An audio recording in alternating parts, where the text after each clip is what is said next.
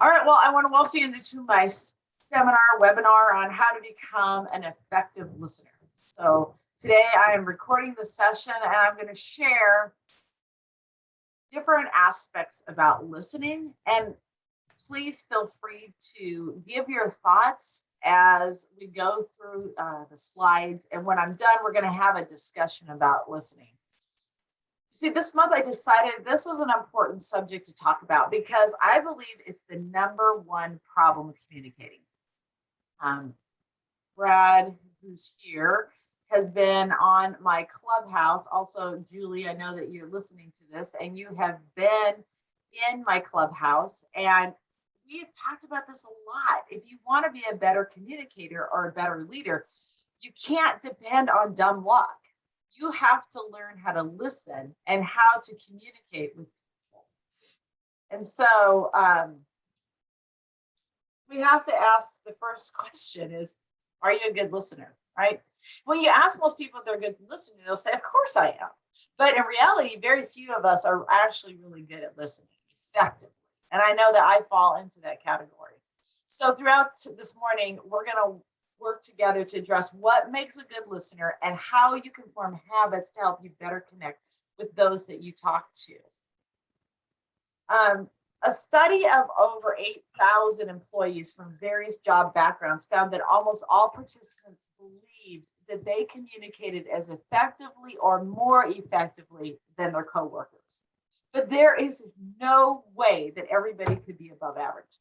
In reality, the average person listens to others only maybe 25% effectively. So while most people agree that listening is a very important skill, a majority don't feel a strong need to improve on their skill. And so this becomes a problem because effective listening isn't something we really talk about, which is really strange because we're social creatures who thrive on communication. So you think listening is the most important aspect of effective communication. So why don't we talk about it more? Well, I think part of it comes down is that we need to not just hear, but we have to internalize and understand what we hear. So you've heard the quote that says, everyone should be quick to hear, slow to speak, and slow to become angry. That's right from the Bible. But why is that true? Because if we're always speaking, we never gain new knowledge or understanding from others. So, think about it, about how a conversation goes. When we're talking, our minds are closed and to what other people are saying because it doesn't allow us to grow. We're much more effective in accomplishing goals when we listen. Think about this. A study of managers and employees in a high-stressed hospital setting found that listening explained 40% of the variance in effective leadership. I think that's pretty obvious, right? Because when leaders listen, they're going to be effective. And that is a huge difference. So think of someone you believe to be an effective leader in your life. Maybe it's a teacher, a pastor, a boss, maybe even a parent. So think about right now, why would you consider that person to be a good listener?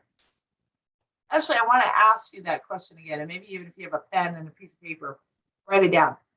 Why would you consider that leader, that person, a good listener? I have a neighbor who is awesome at listening. Every time I see her, she always begins by asking me questions and wondering how my life is going. Now, I've lived next year, she's 4 houses down, to her for over 14 years. And I found about 2 or 3 years into our relationship and living near each other that I actually never was listening to her. She was always asking me questions. And I began to become embarrassed because I realized I didn't really even know what was going on with her kids, but she always knew what was going on with my kids. And she was always asking me, how did this event go? Or how did that event go? And I began to, about 3 or 4 years into our relationship, go, I'm going to ask her a question. So she asked me a question first. I'm going to ask her a question so I can listen to find out what is going on in her life. Because if we want to add value to other people, we need to be patient and loving and a good listener as part of that adding value to them. You see, listening requires patience. While we wait and we hear it, while we're hearing the other person and understanding the other person, we have to do all of that before we speak. And we have to, for obvious reasons, put away our phones. We have to put away our to-do list, and we need to listen wholeheartedly. Because good listening requires us to respect and love the other person. Our relationships with other people demand listening to their viewpoints and understanding their feelings. So when we listen, we exemplify the humility that we're called to model, right? As a leader, we should be seeing ourselves in the highest capacity of adding value to other people. And again, another quote from the Bible, we should be looking at ourselves not with our own selfishness, but we should regard other people as more important than ourselves. So first we have to value people, and then our listening will reflect our love and our patience with them. So here's another question. What does it mean to listen to someone else and reflect back to them? You see, it means to give the other person our undivided attention and to be willing to be patient as they're talking. Because effective listening tends to reduce the frequency of that interpersonal conflict, because it's more likely that if we have a problem with another person or we don't see eye to eye with another person, that difference can be resolved by coming to understanding and listening to the other person and beginning to see that we could actually have a win-win relationship. So think about it. When you feel as that no one is listening to your side of the story, you're going to actually be on the defense, right? And you're going to become more passionate about your point. I see this happening with my kids. I have 3 teenagers. And the other day, my one daughter said to my other daughter, she basically answered the question that my daughter was asking her, like as if she was being attacked. And I said, wait a minute. I don't think she asked you a question to attack you. She just asked the question. But because my other daughter was not totally listening, she came on the attack. So if you feel that your concerns are being taken into account, you'd probably be more likely to agree to a compromise or even to live on a middle ground, right? Another situation that happened last week, my husband was talking to me about a problem that we had to solve. And I started getting defensive. And my voice began to get higher or louder. The situation began to get stronger. And as I was saying my stuff, I realized that he was actually listening to me and saying back to me some of the things that I was saying.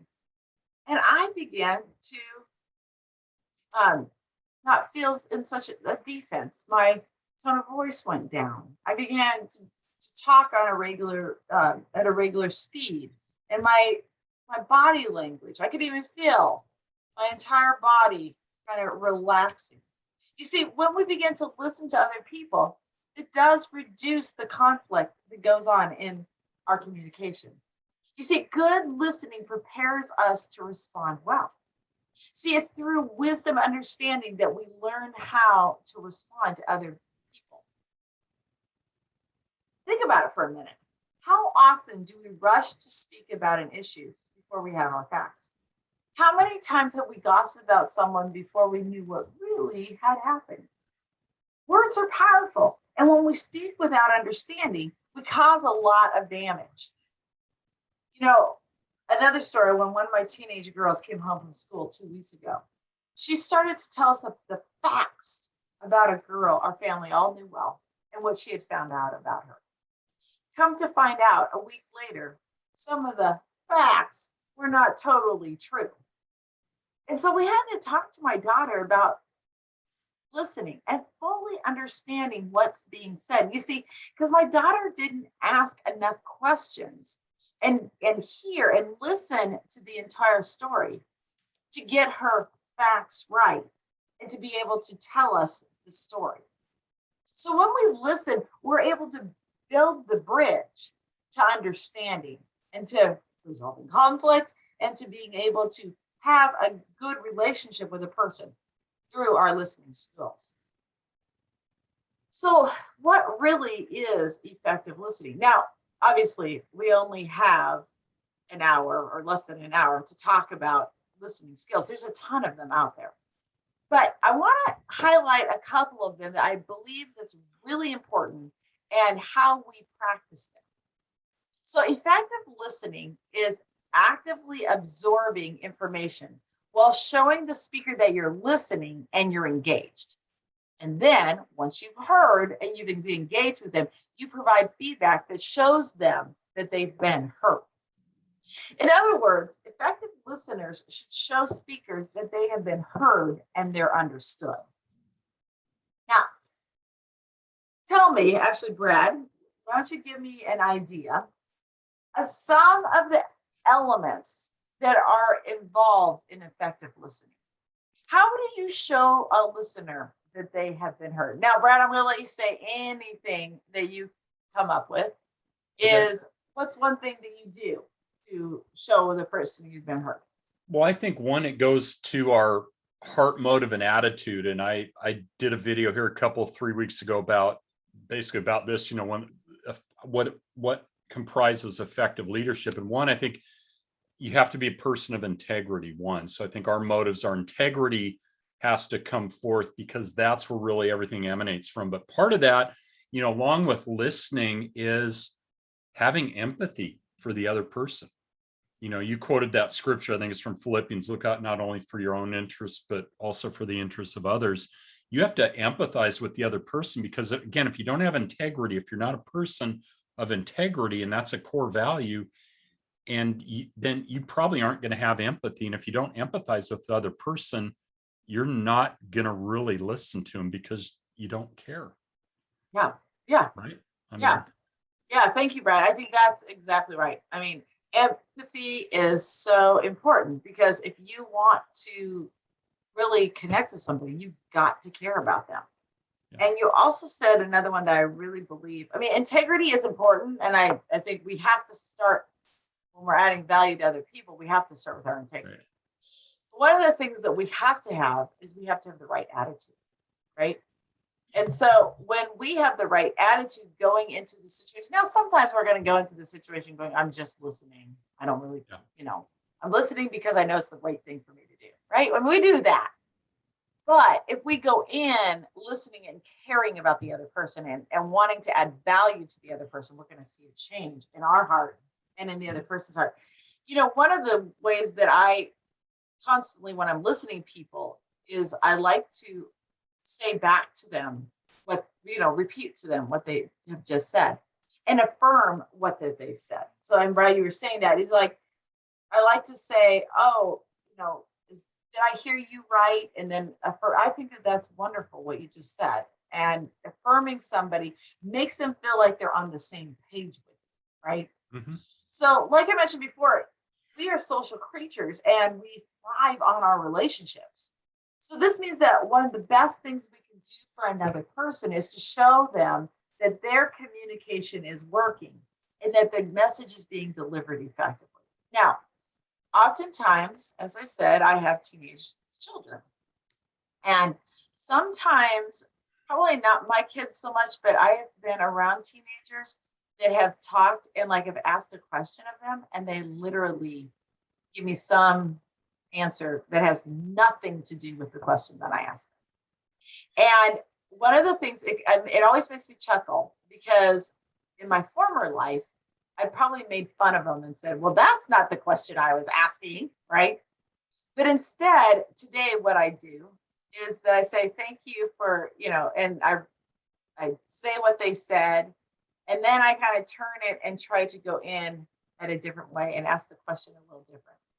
Because what I ended up finding is that it doesn't do me any good, in a sense, to make fun of the person or to say, you're not listening to me. by far it's more better to be able just to affirm them for what they have said. And, sometimes we can't solve problems of the people that we're talking to, but listening is the most powerful way that we can add value to them. So when we give of our time and we lend our ear, we're being kind to the other person. In a sense, I'm a person of faith, so I believe that I'm being Jesus to the other person. And sometimes when we're talking to other people, we say, I hear you, I understand you. And, we have empathy with them. Maybe we haven't been in the same shoes that they're in, but we have empathy for them. And that's often so much more powerful than anything else that we could do. A situation happened to me last week when my sister called me to talk to me about her son and the problems that she was having with him. I can be honest. I have never been in the situation that she's in, and I have no right to give her any advice. But I have 3 daughters, and I am in a same parenting situation with teenagers. And so I listened to her, and I was there for her, and I was actually able to give her some ideas and some thoughts that maybe she could try this or try that, although I've never been in her situation. But when the discussion was over, she said, thank you for listening. And she was so grateful that I was there just to lend an ear. And so I think it's really important when we're learning how to listen. And I'm sure that those of you that are listening to this, you've spent many hours learning how to listen. But I think that there's some specific things that we can do that makes our listening different. Shall we say, takes us to another level. Because our body language is an extremely important component of listening. Some researchers suggest that it's more important than the words that we speak. What we say is only 7% of what is heard. The way we say it is 38%. And what others see is 55%.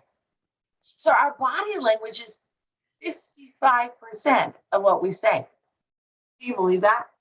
Even in the Zoom conversation, you're seeing my body language.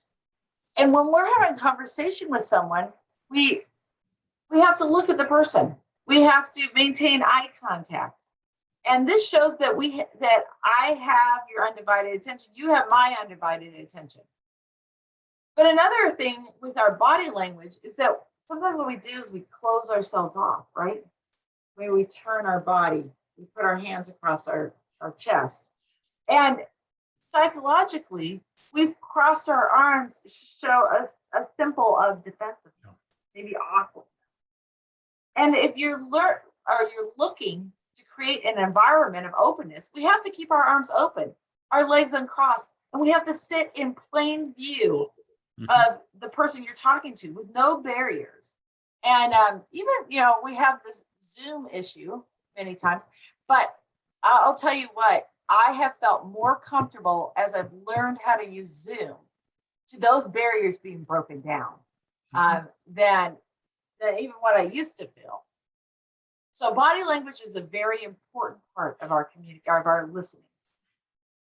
Obviously put down your phone.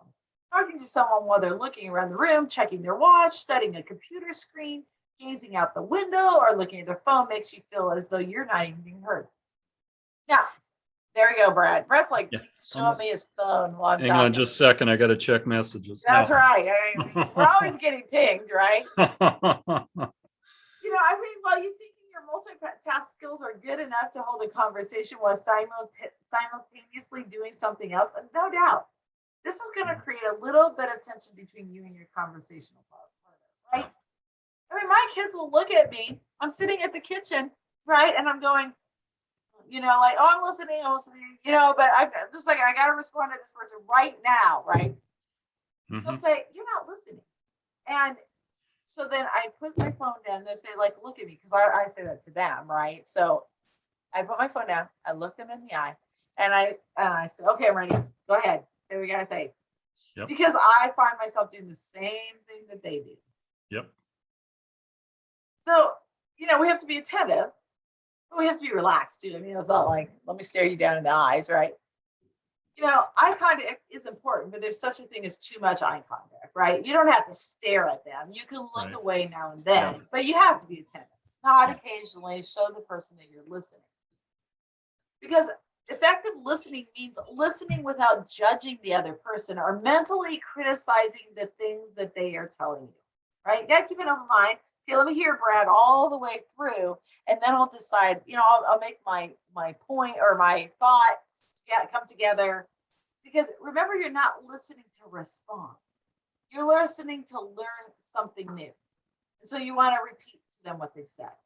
Don't jump to conclusions about the things that they're saying. Ask questions. Also, don't be a sentence grabber, right?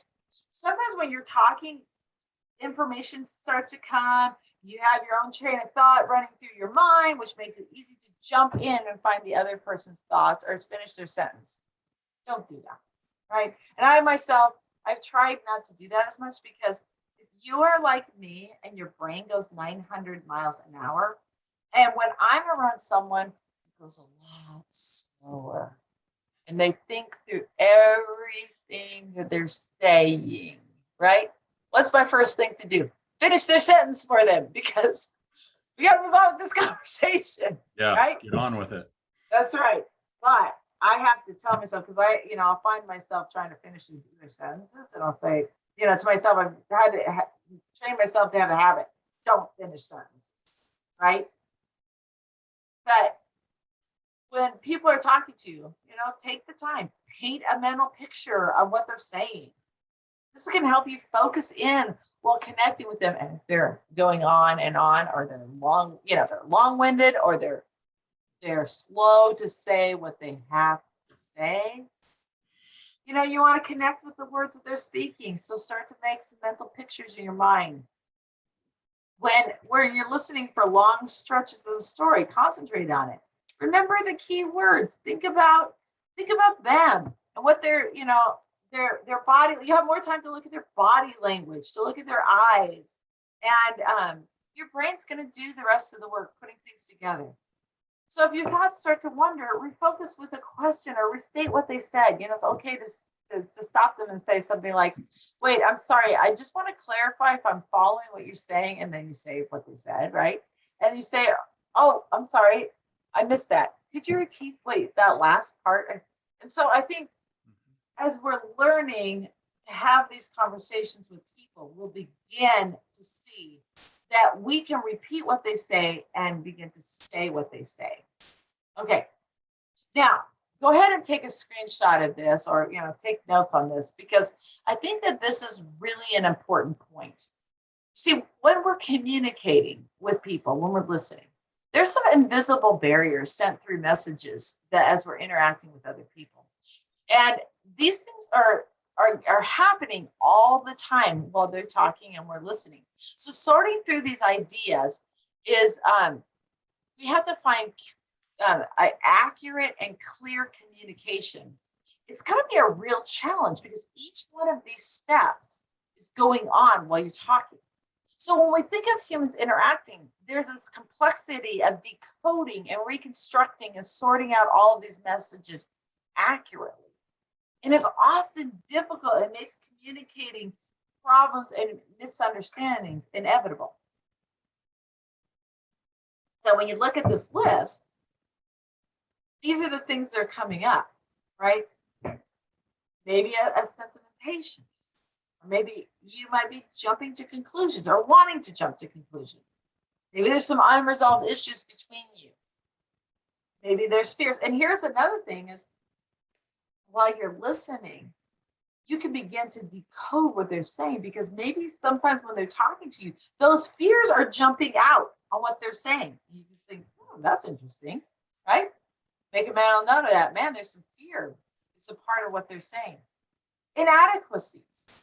There's some inadequacies in what they're saying, or lack of awareness of what really is what the situation was happening. Or maybe they're over-identifying with the situation, under-identifying with the situation. I can tell you, with girls, this is an important fact because girls tend to jump to conclusions. Oh, they totally understand me, or oh, they totally don't understand me. And so this identification becomes a part of the conversation. So beginning to listen will help you to identify all of these areas that are going on in this conversation, that there's no words that are being said about these invisible communication barriers, but those things are happening. Yeah. So when you're listening to someone talk about a problem, refrain from suggesting solutions. Now, this is difficult for everyone. You know, might say many people, I'm going to say everyone, because what we do is that we jump to conclusions. And until somebody has learned how not to interject their solutions, I think it really takes some discipline for you to say, okay, I'm not going to give my ideas. I'm just going to keep my ideas to myself, because we all want to help. And when the answer seems clear to you, you want to share it. But most of the time, people just want to share their thoughts and they just want to talk. And so when they're doing that, take that into consideration when you're listening. You know, this happens to men and women all the time. You know, women have 1,000 words to tell you something and they just want you to listen. Men are tired about 500 word, and they have to remember who they're talking to and allowing them to share without saying anything. You know, and it goes the other way. Women, when they only get to 500 words and you want to know more, let it be, let it go. You know, you got all the information you need to know right now. So take away those 500 words and decode it and try to understand what they're trying to say. You know, and then if you get to the end and you've got this fantastic idea, you might say to the person, hey, I've got this great idea. You want to hear my thoughts? And ask them, would they like to hear what you have to say? And if they say no, then take it for what it is, right? Because that's the part of listening. So we all think and speak at different rates. You know, if you're a quick thinker and are one to chime in, then it's up to you to learn how to refrain and slow down. In order to be an effective listener, you must train yourself to stop interrupting. Because when you cut someone off with your own thoughts, you're essentially saying, I'm more important than you. What I have to say is more interesting, accurate, and relevant than what you have to say. You know, what you're saying doesn't really matter. And I don't have time for this conversation. This is a contest. This is not a contest, sorry, of who knows more. And I am going to win, right? It's not about this at all. Although you may not intend to communicate any of these things, your actions will. And so what you want to do is not let it interrupt. You want to listen and be able to hear everything the person has to say. You can even take notes if that's what you need to do, because most people are happy to have you just listen. You know, the best journalists, interviewers, and researchers learn the importance of probing early on. Probing just means asking for additional information, but it can help you understand the situation more fully. Effective probing comes from a non-judgmental place, and it follows the flow of what's being previously said. Additionally, probing really shows the person you're speaking with that they're paying attention to detail and are fully invested in what they have to say. We should not immediately assume that we understand what somebody's saying, but let's ask questions and make sure that we are following their conversational thought. Sometimes we think about it like maybe our interacting with another person is adding value to them just by listening. You know, maybe they don't understand exactly what's going on and you don't understand exactly, but you are adding value to them as you continue to speak, or they continue to speak and you continue to listen. So being an effective listener involves learning to respond in ways that won't sound put offish to the person who's speaking. This means avoiding accusations and questions like, why would you do that? Right? Or How could you have thought that? Right? I mean, those kind of responses led to accusation. Now, while your intention might be innocent, the tone of voice and the phrases will likely come off as judgmental, which is not our goal. So when we're trying to understand and ask non-judgmental, open-ended questions like, what were you thinking or feeling at that time? What made you decide to do that? Did you think that that was the best course of action at the time? We're all guilty of jumping in and sharing our own stories about a topic as they're being discussed. But that's a habit we should break. Think of this from the perspective of your conversational partner. They come to you to share their thoughts, and in response, you've started talking about yourself. This gives the impression that you're not even listening, or you don't care about the other person's experience. You know, that's what we call a topper. I'm going to top what you have to say. I'm going to add what you have to say and do better. The person's thinking, I just wanted to tell you my story. I really am not here to hear your story. Although we usually mention our own experiences as a way to say, you're not alone, we risk sending the message that we're superior or we're more important. So if you find yourself doing this, finish your thoughts quickly. Then apologize. Say something like, oh, I'm so sorry. I didn't mean to get us off track. And this isn't a conversation about me. Let's get back to this topic. Let's talk about you and what happened in that situation. So I want to reiterate that you've got to be mindful of giving unsolicited advice. Most people give advice because they like to. But when you start advising without consent from your conversational partner, you stop listening and you risk dominating the dialogue. Now, rather than assuming that someone wants your advice, be safe and remain quiet unless your opinion is sought. If this is especially difficult for you, I want to give you a couple of suggestions. Ask the person you're listening to something like this. Have you ever thought about what your next step is?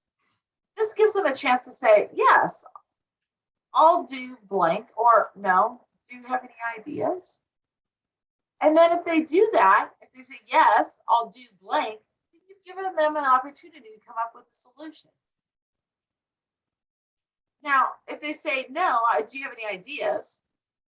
You say, oh, thank you for sharing this information with me. And I have one idea that I might suggest. And then when you're done, let them know that you're there for them if they need any additional guidance. Keep in mind that your goal as a listener is to try and develop a deeper bond. If your goal is to better connect with someone, then you should be making an effort to work with them instead of you telling them what to do. So I made another list. Feel free to take a picture of this. But learning to prepare yourself to listen. What you want to do is you want to shift the focus away from yourself.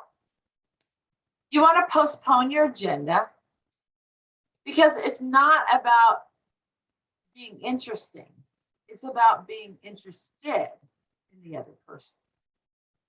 And you want to tune into their world. What's going on around them? Right? What are they talking to you about? Hear their pain, even if you don't agree with the details of what's going on. And try to see the world from your partner, the person who you're talking to, from his or her perspective. You see, it's so important that you take all of that into consideration as you're listening, because then you become a better listener and you begin to ask great questions of the other person. I have a book that I use often, and actually Brad and I've talked about this before, is Good Leaders Ask Great Questions by Maxwell. And it's a great book. When you're in a situation where you really need to listen and you don't know all the questions to ask, it's a great reference. So if you'd like to know more about that, please let me know, or you can obviously Google it. But while you're listening, here again, take a screenshot or write this down, is you want to ask questions. You want to engage in the answers with them. Help them to find out what the answers are. Avoid judgment and avoid giving advice unless it's asked. And communicate that you respect them. By listening to them, they're going to see that you do respect them. And communicate understanding and empathy. So when we begin to empathize with the other person, they begin to see that what they have to say is really important. So as an active listener, your ultimate goal is to get as much information as possible in a time-efficient manner and leave the conversation on better terms.